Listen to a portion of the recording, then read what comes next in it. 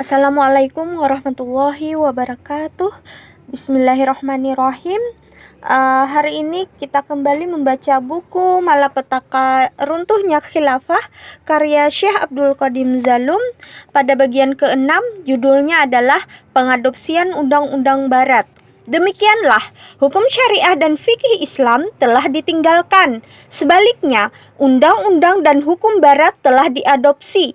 Cara pengadopsian undang-undang barat tersebut berbeda-beda satu sama lain.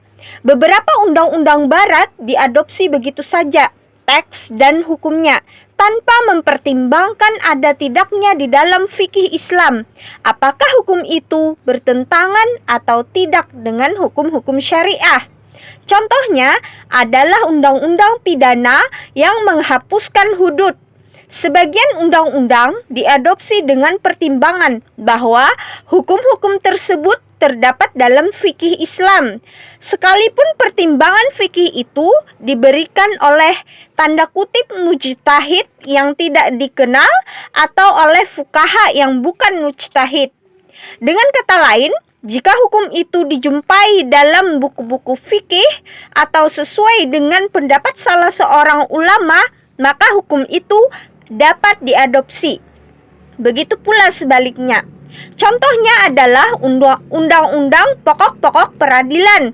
Sebagian undang-undang ditiru dalam hal kodifikasi, kategorisasi, dan kasus-kasusnya dengan tetap menjadikan hanya hukum-hukum syariah sebagai pasal-pasal. Contohnya adalah Al-Majallah atau Al-Ahkam Al-Adliyah yang merupakan hukum syariah diakomodasi dengan meniru undang-undang sipil Prancis. Dengan demikian, undang-undang yang digunakan para hakim dalam pengadilan merupakan undang-undang barat, bukan syariah Islam. Sekalipun beberapa bagian undang-undang tersebut merupakan hukum-hukum syariah. Pengaruh fatwa ulama dalam pengadopsian undang-undang barat yang memungkinkan masuknya hukum-hukum sistem demokrasi sebagai konstitusi daulah Islam dan hukum-hukum undang-undang barat sebagai hukum yang diterapkan dalam peradilan Islam di negara khilafah adalah fatwa-fatwa para ulama, khususnya fatwa dari Syekhul Islam yang menyatakan bahwa hukum dan undang-undang itu tidak bertentangan dengan Islam. Fatwa-fatwa tersebut menyebutkan bahwa sistem demokrasi tidak bertentangan dengan Islam dan bahwa Islam adalah agama yang demokratis. Fatwa dari Syekhul Islam menyatakan bahwa daulah Islam boleh mengadopsi undang-undang barat dan boleh menerapkannya dalam peradilan bagi kaum muslim, sebab Islam tidak melarang adopsi tersebut. Oleh karena itu, aturan-aturan sistem demokrasi pun dijadikan sebagai konstitusi daulah Islam. Sementara itu, mayoritas kaum muslim menganggap sistem pemerintahan yang diterapkan adalah sistem khilafah. Sebab sejauh ini yang menjadi kepala negara adalah seseorang yang disebut khalifah, meski sistem hukum yang diterapkan bukan hukum-hukum Islam. Selanjutnya, undang-undang barat diterapkan dalam sistem peradilan daulah Islam dan dianggap sebagai undang-undang Islam. Jadi, daulah tetap dianggap sebagai daulah Islam yang menerapkan Islam. Sekalipun kenyataannya negara menerapkan undang-undang barat, sepanjang Islam tanda kutip tidak melarang pengadopsian undang-undang barat itu. Dengan demikian, penerapan sistem demokrasi dalam sistem pemerintahan negara dan undang-undang barat dalam peradilan daulah Islam tidak mempengaruhi status tanda kutip keislaman daulah atau status tanda kutip keislaman undang-undang yang diterapkan dalam pandangan mayoritas kaum muslim. Alasannya karena mayoritas kaum muslim berpandangan bahwa Islam tidak melarang pengadopsian undang-undang barat.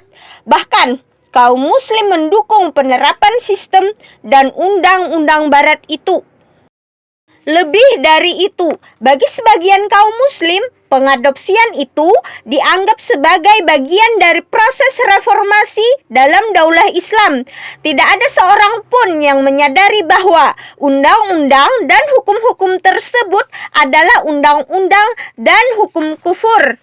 Kaum muslim justru menerima dan diam saja atas pemberlakuan undang-undang dan hukum kufur tersebut.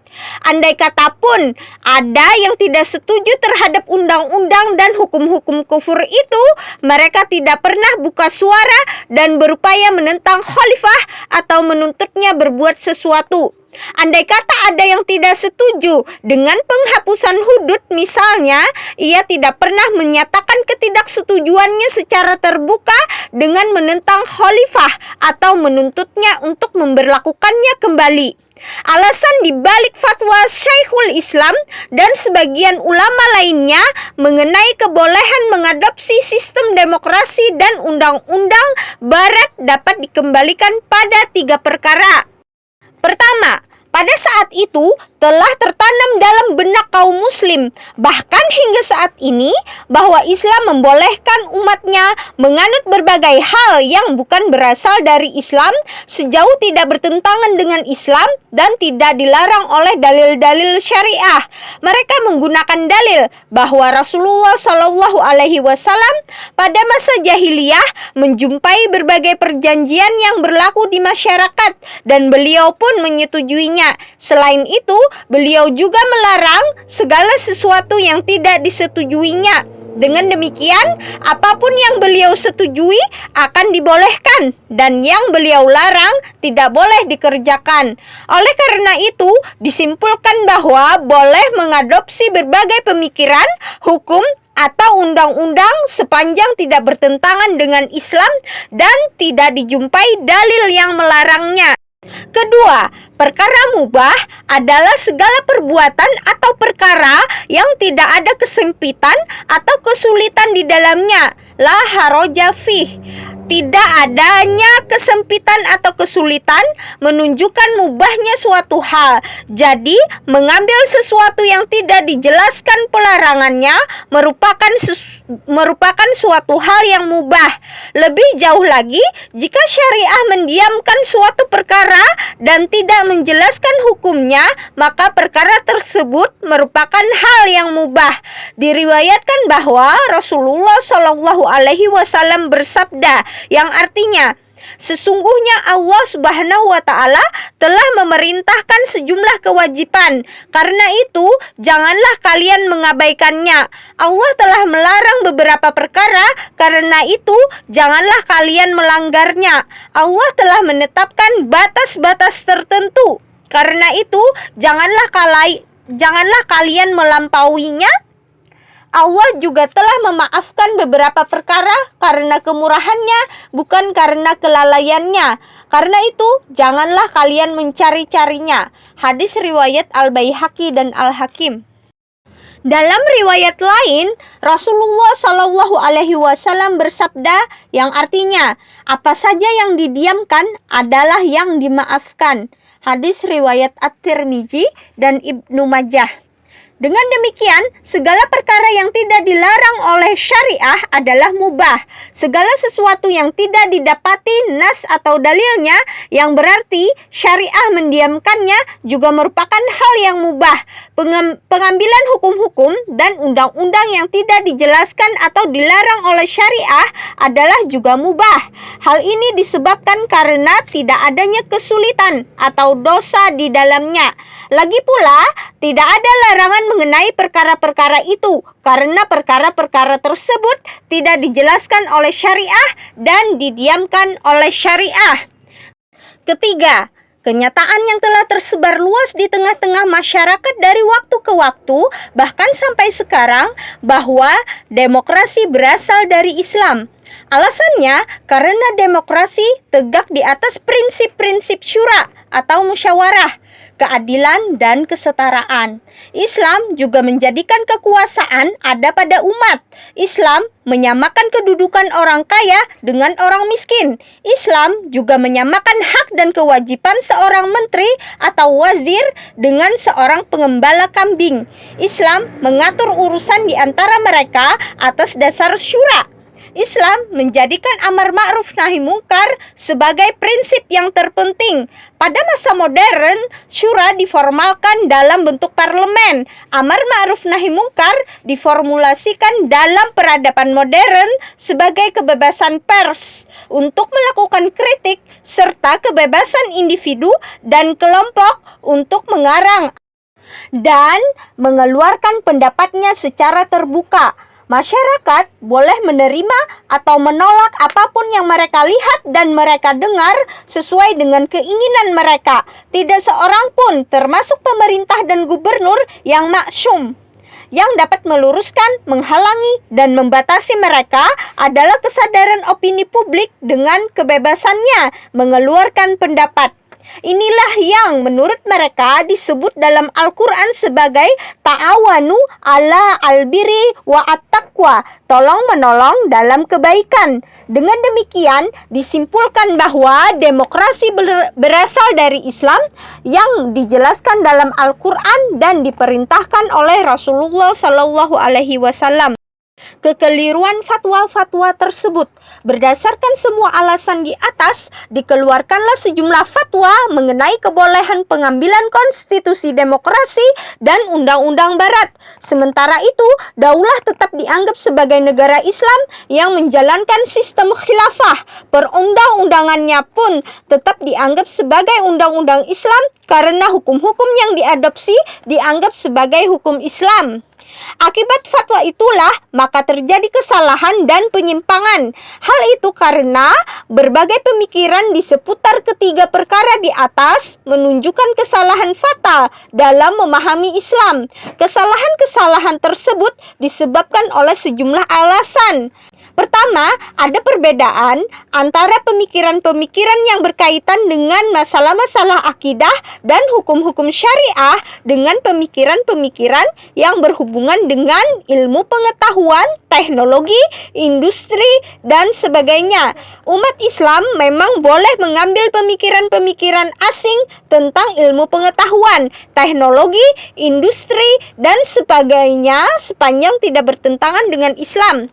Namun, kaum muslim tidak boleh mengambil pemikiran-pemikiran yang berkaitan dengan masalah akidah dan hukum sebagai pandangan hidup selain dari yang dibawa oleh Rasulullah SAW, baik dari Al-Quran maupun As-Sunnah atau yang ditunjukkan oleh keduanya. Hal ini sesuai dengan sabda Rasulullah SAW yang artinya, "Aku hanyalah manusia seperti kalian. Jika aku memerintahkan sesuatu mengenai agama kalian, maka ambillah. Jika aku memerintahkan sesuatu mengenai urusan dunia kalian, maka aku hanyalah manusia biasa."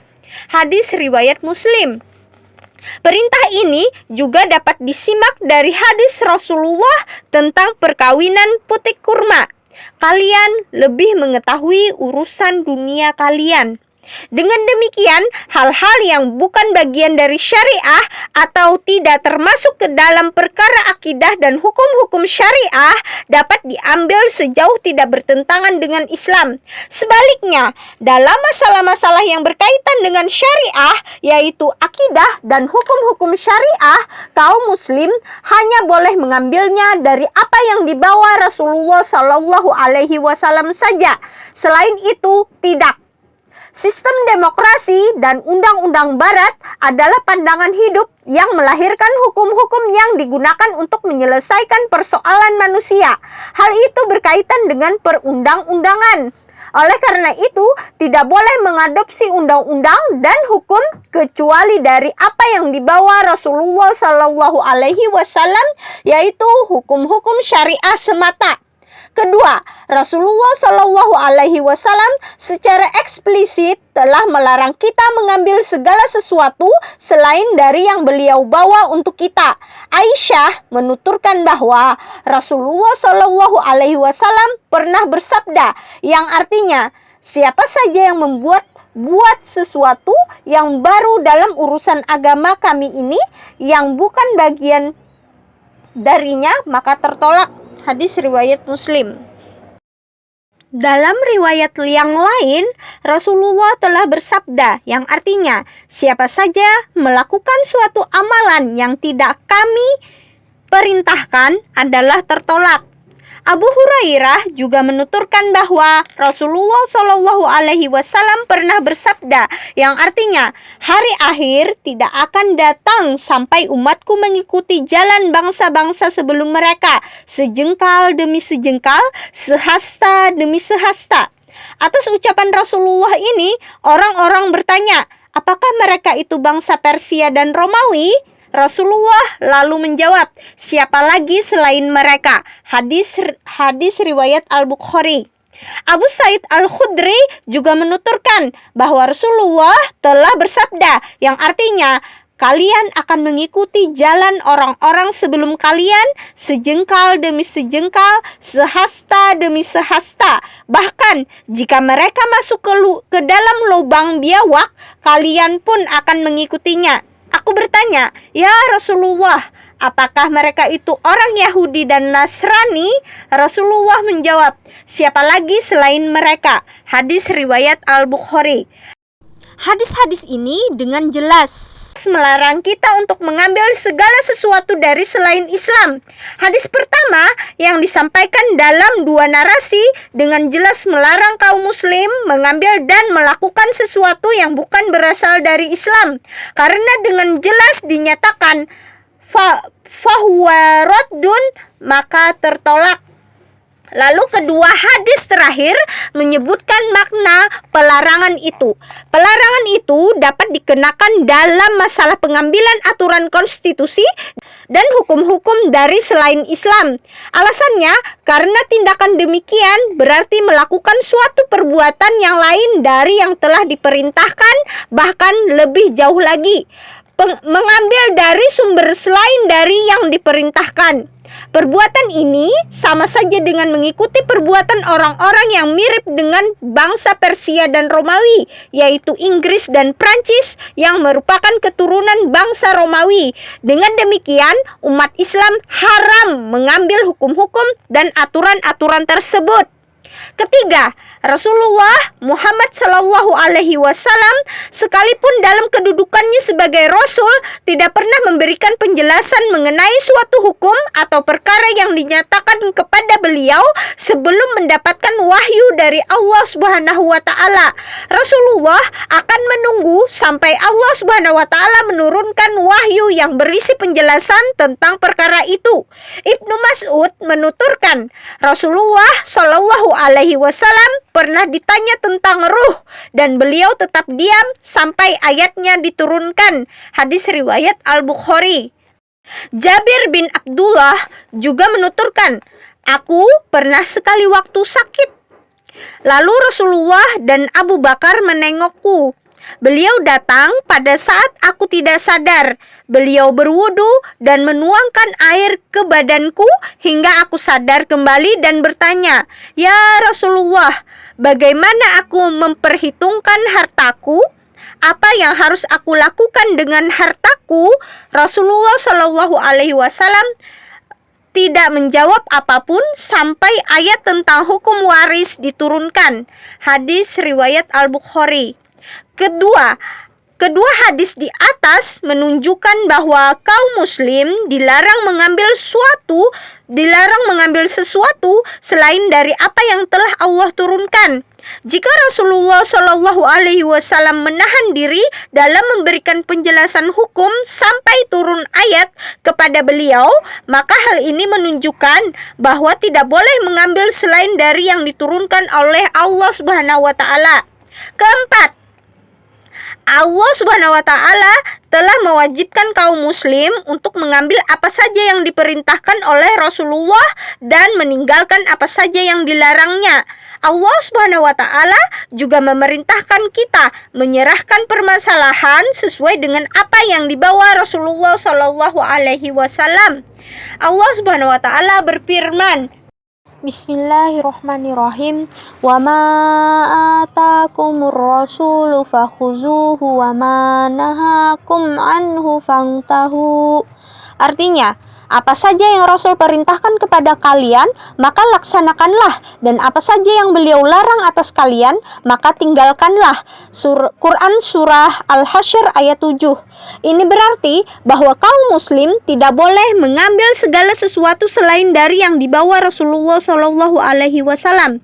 Dalam hal ini, mafhum mukhalafah atau pemahaman kebalikan dari frasa apa saja yang beliau larang atas kalian, yaitu apa saja yang tidak beliau larang atas kalian, tidak dapat dipakai. Mafhum ini terhapus oleh dalil-dalil syariah yang secara umum melarang kaum muslim untuk mengambil sesuatu selain dari syariah Islam. Demikian sebagaimana Allah Subhanahu wa taala berfirman. Bismillahirrahmanirrahim. Fala warabbika la yu'minuna hatta yuhakkimuka fima syajara bainahum. Artinya, demi Tuhanmu, mereka sesungguhnya tidak beriman sampai mereka menjadikan kamu, Muhammad, sebagai hakim dalam perkara apa saja yang mereka perselisihkan. Quran Surah An-Nisa ayat 65. Allah Subhanahu wa taala juga berfirman, yuriduna ayyatahakamu ila taghuti wa qad umiru ayyakfuru bih. Artinya, mereka hendak berhukum kepada tagut, padahal mereka telah diperintahkan untuk mengingkari tagut itu. Quran Surah An-Nisa ayat 60. Rasulullah Shallallahu Alaihi Wasallam juga bersabda yang artinya, siapa saja yang melakukan amalan yang tidak kami perintahkan adalah tertolak. Dalam hal ini, jika suatu dalil syariah memberikan pemahaman selain dari yang dapat disimpulkan atau mafhum mukhalafah, maka pemahaman itu tidak dapat diterapkan dan harus dihapuskan, sebagaimana pada firman Allah Subhanahu wa taala, Bismillahirrahmanirrahim, wala tukrihu fatayatikum 'alal bigha'i in aradna tahassuna. Artinya, janganlah kalian memaksa budak-budak wanita kalian untuk melakukan pelacuran jika mereka sendiri menginginkan kesucian. Quran Surah An-Nur ayat 33. Pemahaman kebalikan yang dapat muncul dari ayat itu adalah jika budak-budak itu tidak menginginkan kesucian, maka kita boleh memaksanya melakukan pelacuran. Pemahaman kebalikan ini tidak dapat dipakai dan terhapus dengan ayat yang secara umum melarang pelacuran. Allah Subhanahu wa taala berfirman, Bismillahirrahmanirrahim, wala taqrabuz zina. Artinya, janganlah kalian mendekati zina. Quran Surah Al-Isra ayat 32. Oleh karena itu, makna dari ayat tersebut adalah agar kita melaksanakan apa saja yang diperintahkan Rasulullah dan meninggalkan apa saja yang dilarangnya, serta hanya terikat dengan perintah dan larangannya. Kaum muslim tidak boleh menghalalkan apapun kecuali yang Allah halalkan dan tidak mengharamkan apapun kecuali apa yang Allah haramkan. Apa saja yang tidak dibawa oleh Rasul kepada kita tidak boleh kita ambil. Sebaliknya, apa saja yang tidak diharamkan oleh Rasul, maka kita juga tidak boleh mengharamkannya. Namun demikian, tidak berarti tidak adanya pelarangan tentang hal tersebut, berarti hal tersebut boleh diambil atau mubah. Akan tetapi, kita tidak boleh mengambil kecuali berasal dari syariah. Ayat ini bermakna bahwa tidak boleh mengharamkan segala sesuatu yang tidak Allah haramkan. Demikianlah makna ayat tersebut. Allah Subhanahu wa taala berfirman, Bismillahirrahmanirrahim. Falyahzaril ladzina yukhalifuna an amrihi an tusibahum fitnatun aw yusibahum azabun alim. Artinya, hendaknya orang-orang yang menyalahi perintahnya takut akan ditimpa fitnah atau ditimpa azab yang pedih. Quran Surah An-Nur ayat 63. Jika ayat di atas, Quran Surah An-Nur ayat 3 dibandingkan dengan Quran Surah Al-Hasyr ayat 7, sementara telah diketahui bahwa kata ma, kata ma atau apa saja dalam firman-Nya, wa ma atakum, apa saja yang ia perintahkan kepada kalian, dan wama nahakum, apa saja yang ia larang atas kalian, mempunyai makna umum, maka tampak secara jelas mengenai kewajiban untuk mengambil segala sesuatu hanya dari Rasulullah Shallallahu Alaihi Wasallam, dan bahwa mengambil selain dari beliau adalah perbuatan dosa yang mengakibatkan hukuman yang pedih bagi pelakunya. Allah Subhanahu wa Ta'ala berfirman, Bismillahirrahmanirrahim. Fala wa rabbika la yu'minuna hatta yuhakkimuka fima syajara bainahum. Demi Tuhanmu, mereka sesungguhnya tidak beriman sampai mereka menjadikan kamu Muhammad sebagai hakim dalam perkara apa saja yang mereka perselisihkan. Quran Surah An-Nisa ayat 65. Dalam ayat ini, Allah Subhanahu wa Ta'ala menyangkal keimanan seseorang yang berhukum pada selain Rasulullah di dalam perbuatannya. Ayat ini secara pasti membatasi tindakan berhukum dalam semua permasalahan hanya pada apa yang dibawa Rasulullah Shallallahu Alaihi Wasallam. Selain itu, Allah Subhanahu wa Ta'ala juga mencela orang-orang yang ingin menyerahkan penyelesaian masalahnya atau berhakim pada selain apa yang dibawa Rasulullah Shallallahu Alaihi Wasallam. Allah Subhanahu wa Ta'ala berfirman, Bismillahirrahmanirrahim. Alam tara ilal ladzina yaz'umuna annahum amanu bima unzila ilaika wa ma unzila min qablika yuriduna ayyatahakamu ila taghuti wa qad umiru ayyakfuru bih. Artinya, apakah kamu tidak memperhatikan orang-orang yang mengaku dirinya telah beriman pada apa yang diturunkan kepadamu dan pada apa yang diturunkan sebelum kamu? Mereka hendak berhakim kepada taghut, padahal mereka telah diperintahkan untuk mengingkari taghut itu. Quran Surah An-Nisa ayat 60. Ayat ini juga menunjukkan bahwa berhukum pada selain apa yang diturunkan kepada Rasulullah Shallallahu Alaihi Wasallam merupakan suatu penyimpangan atau kesesatan. Karena itu berarti berhakim kepada taghut. Kelima, hukum-hukum syariah merupakan seruan asyari yang berhubungan dengan perilaku dan perbuatan hamba-hamba.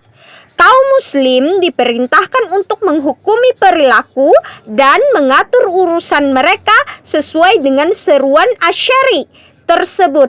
Jika mereka mengambil sesuatu sekadar tidak bertentangan dengan seruannya dalam menghukumi perbuatan mereka atau mengatur urusannya, maka berarti mereka tidak mengambil hukum syariah. Alasannya, karena mereka tidak mengambil hukum syariah yang sebenarnya, tetapi sekedar yang tidak bertentangan dengannya. Dengan demikian, pengambilan hukum tersebut tidak dapat dianggap sebagai mengambil hukum syariah. Selain itu, jika seseorang mengambil hukum yang sesuai dengan hukum syariah, namun bukan dari kitabullah dan sunnah Rasulullah, maka pengambilan hukum itu tidak dapat dianggap sebagai berhukum pada hukum-hukum syariah. Perbuatan tersebut merupakan perbuatan yang terlarang karena mengambil bukan hukum syariah, tetapi mengambil selain hukum syariah. Itu berarti merupakan tindakan tidak berhukum pada apa yang dibawa Rasulullah Shallallahu Alaihi Wasallam, tetapi berhukum pada selain apa yang dibawa Rasulullah Shallallahu Alaihi Wasallam, sekalipun terdapat kesesuaian dengannya. Sekali lagi, itu karena kaum muslim diperintahkan untuk mengambil hukum syariah semata, bukan yang lain. Sebagai gambaran, dalam masalah pernikahan, syariah menentukan tata cara dengan konsep pemberian dan penerimaan atau ijab kabul, yaitu dengan lafal inkah atau menikahkan dan lafal tajwij atau penerimaan nikah, serta kehadiran dua orang saksi muslim.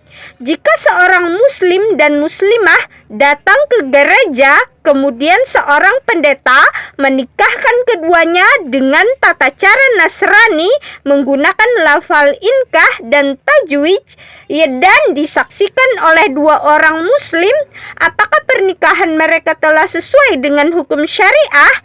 Dengan kata lain, apakah mereka telah mengikuti apa yang dibawa Rasulullah ataukah mengambil hukum yang menyimpang dan tidak sah? Contoh lainnya, jika seorang Nasrani meninggal dan keluarganya hendak membagi harta warisannya sesuai dengan hukum Islam karena dianggap lebih adil dan bermanfaat, kemudian datang ke pengadilan syariah untuk meminta surat penentuan atau pembagian waris, apakah mereka dianggap berhukum pada hukum syariah atau sekadar mengambil hukum itu karena dirasa lebih adil dan menguntungkan? Jelas bahwa keduanya tidak mengambil hukum syariah, karena mengambil hukum syariah harus disertai dengan kesadaran penuh dan niat semata-mata mengikuti hukum yang dibawa Rasulullah, bahwa hal tersebut merupakan bagian dari perintah dan larangan Allah Subhanahu wa Ta'ala. Hanya dengan kesadaran itulah maka pengambilan hukum itu dianggap sebagai berhukum pada aturan syariah. Pengambilan hukum syariah semata-mata atas dasar rasa keadilan dan kemanfaatan tidak dianggap sebagai mengambil hukum syariah. Ayat tersebut berbunyi, sampai mereka berhukum kepadamu dan apa yang Rasul bawa maka laksanakanlah. Jadi, suatu hukum harus diambil atas dasar bahwa hukum itu adalah bagian dari apa yang dibawa oleh Rasulullah Shallallahu Alaihi Wasallam. Dengan alasan tersebut, maka hukum yang diambil selain dari apa yang dibawa Rasulullah Shallallahu Alaihi Wasallam tidak dianggap sebagai hukum syariah, tanpa memandang apakah hukum tersebut sesuai atau bertentangan dengan syariah. Bahkan, tindakan demikian tidak dianggap berhukum pada apa yang dibawa Rasulullah jika suatu hukum syariah diambil atas dasar bahwa hukum tersebut dianggap lebih adil dan bermanfaat. Pada bab 6 ini, yaitu pengadopsian undang-undang barat, pada bagian kekeliruan fatwa-fatwa ulama dalam pengadopsian undang-undang barat, ini bahasannya panjang sekali. Jadi untuk hari ini sampai pada bagian kelima saja, kita lanjutkan pada hari berikutnya. Semoga bermanfaat. Wassalamualaikum warahmatullahi wabarakatuh.